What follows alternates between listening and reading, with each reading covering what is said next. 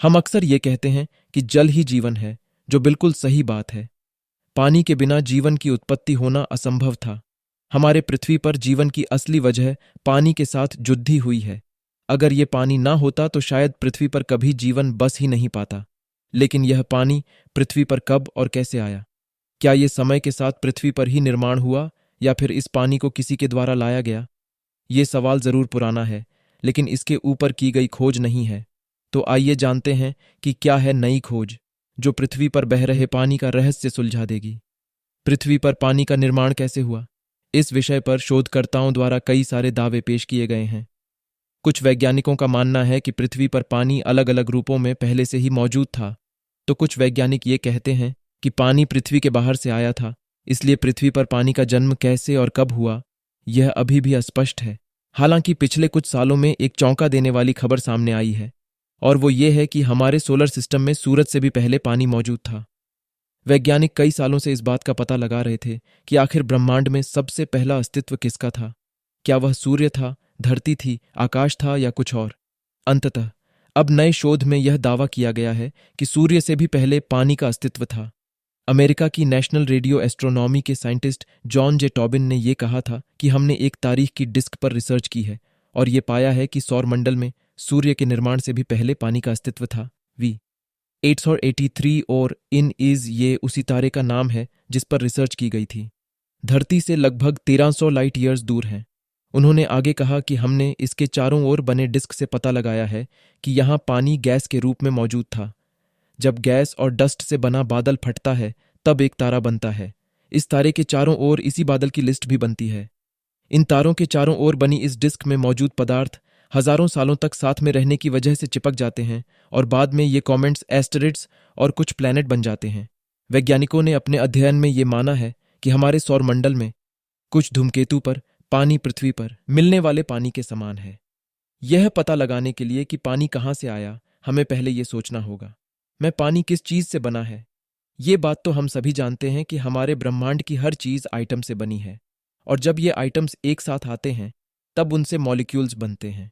वैसे ही पानी को बनाने के लिए भी 2 हाइड्रोजन और 1 ऑक्सीजन के आइटम की जरूरत होती है और इन्हें मिलाकर ही बनता है H2O वाटर, मतलब पानी।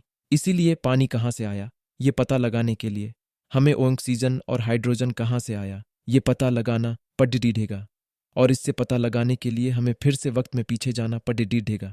जब हमारी यूनिवर्स का निर्माण हो रहा था उस समय हाइड्रोजन का मिलना बहुत आम बात थी। हाइड्रोजन लगभग सभी जगह पे मौजूद था, लेकिन ऑक्सीजन की उत्पत्ति अब तक नहीं हुई थी। उस समय पहले तारे के अंदर इतनी ज्यादा गर्मी थी कि हाइड्रोजन से ही बाकी तत्व बनना शुरू हो गया था, जिसमें ऑक्सीजन भी शामिल था। फिर कई सालों बाद यह तारे मर गए और फट गए, और जो विस्फोट उस समय उन तारों के फटने से हुआ था वहीं आज हमारे ब्रह्मांड के चारों तरफ फैल रहा है। विस्फोट में फैलाए गए नए तत्वों में पानी भी शामिल था, और इसीलिए ये थ्योरी इस बात को सही साबित करती है कि पानी के अणु यानी मॉलिक्यूल्स हमारे सौर मंडल के शुरुआत से ही मौजूद थे। यहाँ तक कि पृथ्वी के निर्माण के समय इसके अंदर भी पानी के मॉलिक्यूल्स मौजूद थे। लेकिन क्या यह उस पानी के लिए जिम्मेदार है जो आज हम पृथ्वी पर देख रहे हैं?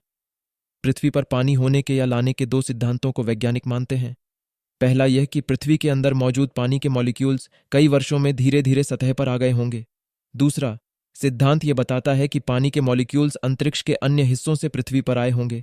हमारे सौर मंडल के शुरुआती वर्षों में कई सुधार ग्रह और धूमकेतु मतलब एस्ट्रॉयड और कॉमेट्स पृथ्वी पर आए थे, और शायद इन्हीं से पृथ्वी पर पानी का जन्म हुआ होगा।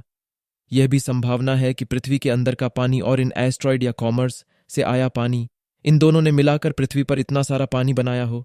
अब सोचने वाली बात यह है कि अगर स्पेस में पहले से ही पानी मौजूद है तो बाकी ग्रह पर भी पानी होगा, और शायद वहां हमसे भी पहले जीवन मौजूद होगा। लेकिन अब तक के शोध में ऐसा कहीं भी देखा नहीं गया है। ये बात तो सच है कि पृथ्वी एकमात्र ऐसा ग्रह नहीं है जहां H2 यानी पानी ज्यादा मात्रा में मौजूद है। दरअसल नेपच्यून और यूरेनस दोनों में बहुत सारा पानी मौजूद है। यहाँ तक कि रोक प्लैनेट जिन्हें हमने हाल ही में खोलना शुरू किया है उनमें भी वैज्ञानिकों ने पानी होने की आशंका जताई है। लेकिन इन सब में एक बार नहीं है जो जीवन पनपने के लिए बहुत आवश्यक है, और वो है टेम्परेचर यानी तापमान। पृथ्वी अपने तापमान के कारण विशेष है।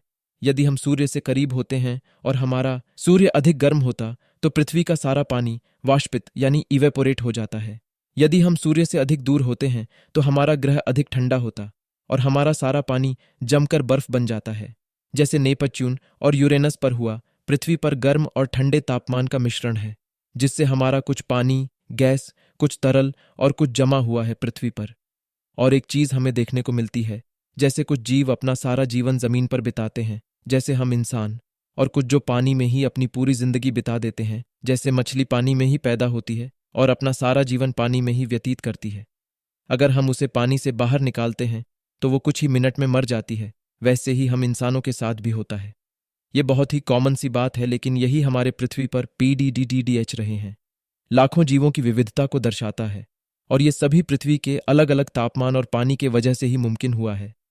हालांकि हम ठीक से नहीं जानते कि पृथ्वी को पानी कैसे मिला, लेकिन हम इतना जरूर जानते हैं कि पानी और पृथ्वी के वातावरण में पृथ्वी पर पल रहे जटिल जीवन के विकास को संभव बनाया है। इसमें हम भी शामिल हैं। हमने इस पानी के साथ बहुत लंबे समय से सफर किया है। लगभग 3.7 अरब साल पहले पृथ्वी पर पहला जीव, जो एक यानी माइक्रोब्स के रूप में उपस्थित था, उसने कार्बन डाइऑक्साइड से भरे वातावरण में जीना सीख लिया था। धीरे धीरे वे साइनोबैक्टीरिया नामक जीव में विकसित हुए। साइनोबैक्टीरिया प्रकाश संश्लेषण यानी फोटोसिंथेसिस का इस्तेमाल करके भोजन का उत्पादन करने लगे, जिसके लिए उन्होंने पानी, सूर्य प्रकाश और कार्बन डाइऑक्साइड का उपयोग किया, और इसी प्रक्रिया में ऑक्सीजन का बड़ी मात्रा में उत्पादन होने लगा, जिसने अंततः ऑक्सीजन युक्त वातावरण बना जिसमें आज हम सांस ले पा रहे हैं। दूसरे ग्रह पर सिर्फ पानी के साथ अगर हम जीवन की कल्पना करें तो शायद हमें इतनी विविधता ना दिखाई दे जैसे कि हमने रोग की वीडियो में देखा। लेकिन यहाँ पे एक बात हम दावे से जरूर कह सकते हैं, अगर ऐसा ग्रह पर जीवन मौजूद है तो वहाँ के जीव बहुत ही शक्तिशाली होंगे, क्योंकि हजारों लाखों सालों से एक ही तरह की जीवन शैली जीने की वजह से उन्होंने अपने आप में बेहद ही शक्तिशाली बदलाव किए होंगे। हमने अब तक बस उन चीज़ों को समझने की कोशिश की है जो हम देखते हैं या फिर देखते आ रहे हैं। जैसे हमारे जीवन की शुरुआत पानी से हुई, फिर समय के साथ हम पानी के बाहर आए और पानी के बाहर भी जीना सीख लिया।